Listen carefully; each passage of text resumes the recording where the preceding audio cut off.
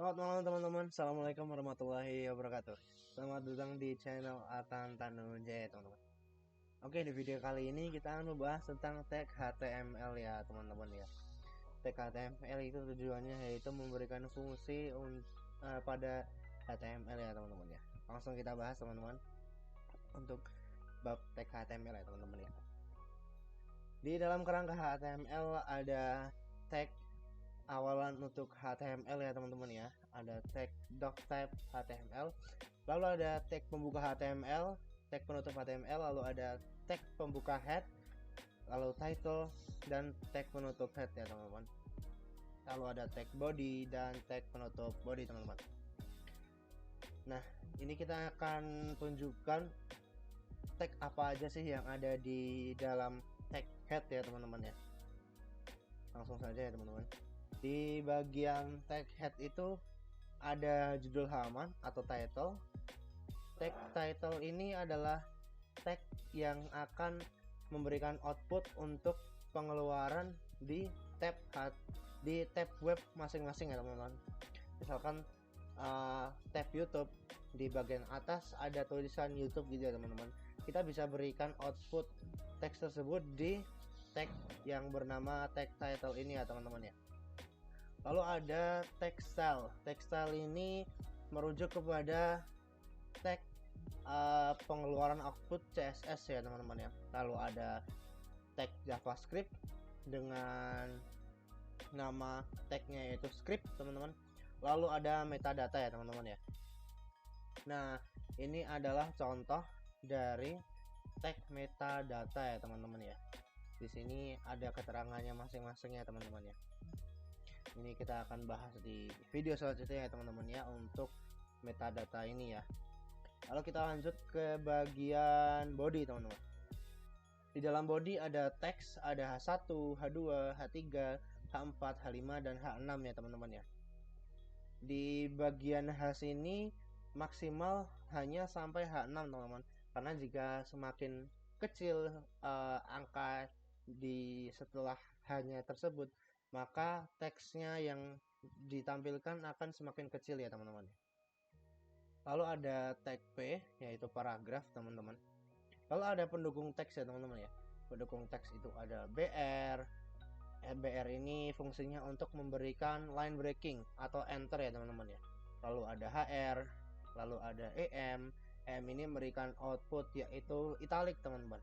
Dan ada tag strong teman-teman. Lanjut, ada gambar. Tagnya yaitu tag img ya teman-teman. Kita bisa memasukkan gambar dan web bisa mengeluarkan output dari gambar yang kita tulis di code kita ya teman-teman.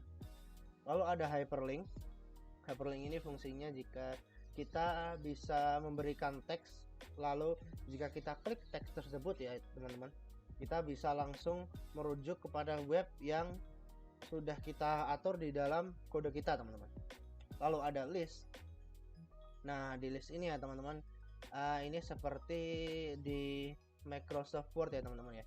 Ada UL ini kita bisa sebut sebagai unordered list ya teman-teman, seperti bulat-bulatan saja. Misalnya bulatan 1 apa, bulatan 2 apa, bulatan 3 apa ya teman-teman. Lalu ada OL itu artinya ordered list ya teman-teman. 1 2 3 4 5 teman-teman. Lalu ada li, ada DL, DT dan ada DD ya teman-teman ya. Selanjutnya kita masuk ke dalam tabel teman-teman. Di sini ada pembuka tag table, lalu ada t-head. T-head ini artinya table head ya teman-teman. Bisa kita asumsikan sebagai kolom pertama di dalam tabel ya teman-teman ya. Lalu ada t-body yaitu kolom selanjutnya dari kolom pertama teman-teman. Di sini ya teman-teman, t-body ya teman-teman. Lalu kita masuk ke dalam form. Di sini ada tag yang bertuliskan tentang form. Form ini bisa kita katakan sebagai, bisa kita buat seperti pada kuesioner ya teman-teman. Misalkan kita menuliskan nama, email, jenis kelamin, terus alamat kita, terus misalnya mata kuliah ada apa saja teman-teman gitu. Lalu ada input. Input ini adalah bagian daripada form ya teman-teman. Ada input, ada select, ada button ya teman-teman. Lalu kita masuk ke dalam script. script ini adalah file lagi tadi, yaitu merujuk kepada JavaScript ya teman-teman. Lalu ada object dan ada grouping. Grouping ini fungsinya untuk membungkus seluruh tag-tag sebelumnya ya teman-teman. Misal kita memasukkan tag form dan dibungkus menggunakan div ya teman-teman ya.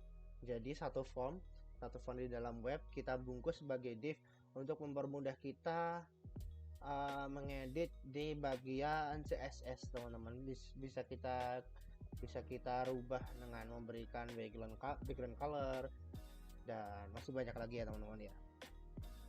Lalu ada tag komentar ya teman-teman. Tag komentar ini tidak bakal muncul di dalam web kita ya teman-teman. Ini fungsinya hanya untuk memberikan informasi di dalam kode kita. Oh, misal kode dari ini informasinya yaitu navigation bar. Selanjutnya ini kode ini yaitu konten, lalu yang bawahnya yaitu footer teman-teman. Misalkan seperti itu ya teman-teman ya. Struktur tag teman-teman.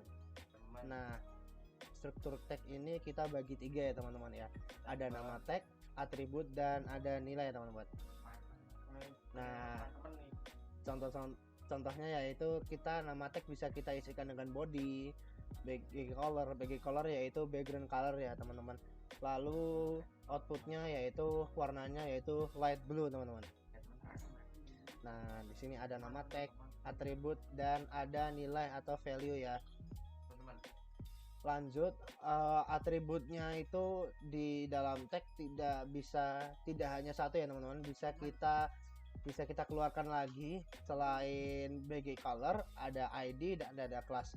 Fungsi ID dan kelas yaitu kita bisa mengkustomisasi tag kita, bisa kita bawa ke dalam CSS teman-teman. Bisa kita panggil ke dalam CSS dengan memanggil nama my ID dan nama my class teman-teman.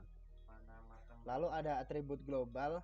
Nah, atribut global ini ada SST, class, ID, dir itu adalah direction, length itu language teman-teman, style itu style CSS tadi, tab index, dan title teman-teman. Silakan kalian jika ingin belajar lebih lanjut bisa kalian ketik di web browser lokal kalian masing-masing. Bisa kalian ketik w3school.com/text ya teman-teman. Nah, selesai teman-teman. Terima kasih telah menonton video saya yang berfaedah ini. Silahkan jika kalian tertarik dengan channel ini, silahkan di subscribe ya teman-teman. Sekian dan terima kasih. Dadah.